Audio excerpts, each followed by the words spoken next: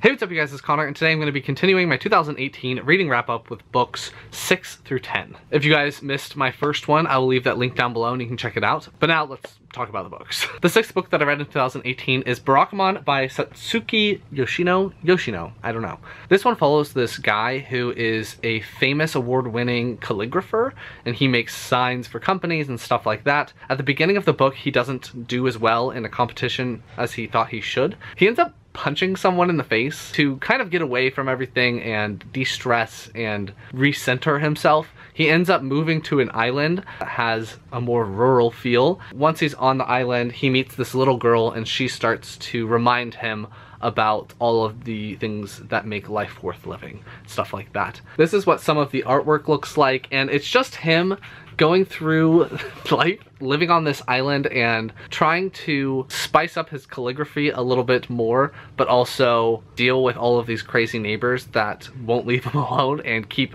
injecting themselves into his life. It's very quaint, it's very cute. I really enjoyed it, and I am definitely interested in continuing along with this series and reading more volumes. I've never read a slice of life manga before, and I thoroughly enjoyed this one.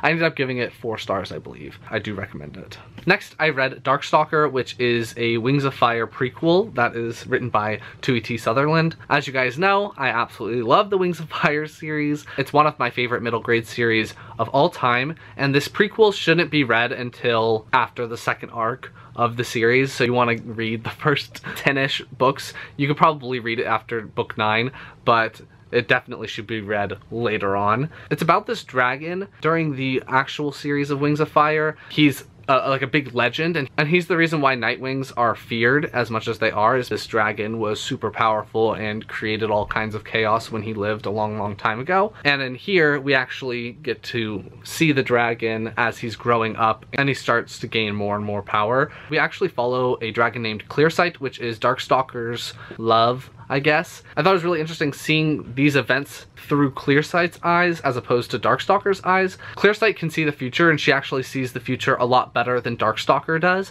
and she's able to go through different paths and see what will happen if she does certain things versus doing other things. So she's trying to create the best future that she can, and she knows she's going to end up with Darkstalker, and she knows that she's going to end up loving him, but she's trying to do it so that they can be happy instead of Darkstalker going down a dark path and screwing up everyone's lives. I loved it. I ended up giving it 5 stars. I really loved the characters in this, and I just, I really enjoyed it. I cannot wait for the next book in the actual series to come out.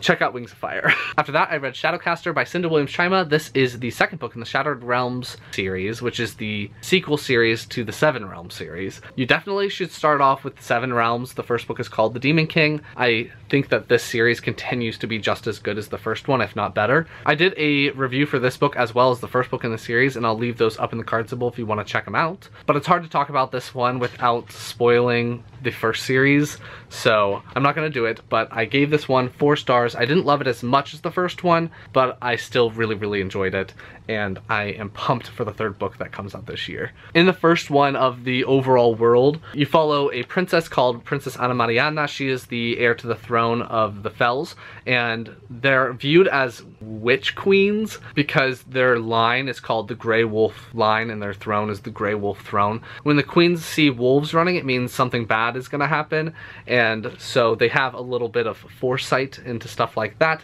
There's a bunch of wizards in this world that are creating some tension because they keep wanting to get more and more power, but they have to use these talismans that are made by the clans of this world, the native people that live in the mountains, and they purposely don't make very powerful amulets anymore because they don't want the wizards to have too much power and to take over. There's just a lot of things that are amazing and going on in this book, and I definitely recommend it, but this is the one I read this year, and it is still very good. I then decided that I wanted to reread And Every Morning the Way Home Gets Longer and Longer by Frederick Bachman. It's a very short, very tiny novella, but it is so freaking good. I absolutely love this story. It's about a grandfather and his son, and they're sitting on a park bench, and he is suffering from Alzheimer's, so he's slowly forgetting everything and everyone in his life. He's trying so desperately to hold on to specific memories, and he's trying so hard to hold on to things so that he remembers his grandson, who is just a little mini-me of him. The grandson is trying to understand what is happening to his grandfather, and it is just so freaking cute and adorable and heartbreaking, and I love it. This little novella has illustrations as well, which I really loved. It's just such a nice story. I loved it, and I gave it 5 stars still. I did a book review for this when I first read it. I think I cried in that, so I'll leave that linked in the card symbol if you want to check it out, and down below. Barackman is one of my favorite authors, and I loved this little novella. And the 10th thing that I read in 2018, I didn't read it all in 2018 because I started it in November of 2017, but I finally finished Oathbringer by Brandon Sanderson. This is the 3rd book in the Stormlight Archive series.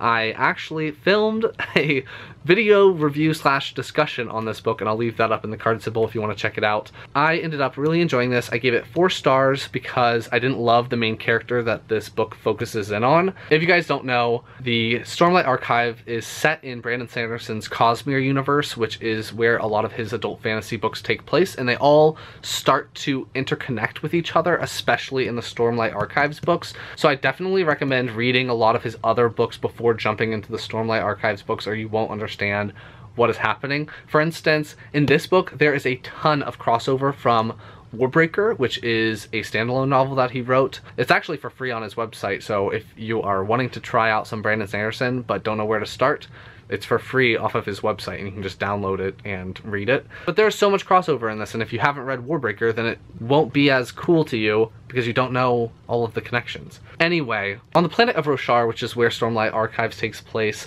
there are a group of humans, and there are a group of these beings called Parshendi, and the humans and the Parshendi have been at war against each other since the Parshendi are accused of assassinating the king of the Alethi kingdom. A long time ago, there were these people that had magical abilities, and they were called Radiants, and then they all abandoned their cause. Now, at the beginning of the 1st book, the Radiants are starting to come back. It's just a huge chaotic mess, very entertaining. There's so many different things going on. Like, that little description does not do the book any justice, but the first 2 books are absolutely amazing.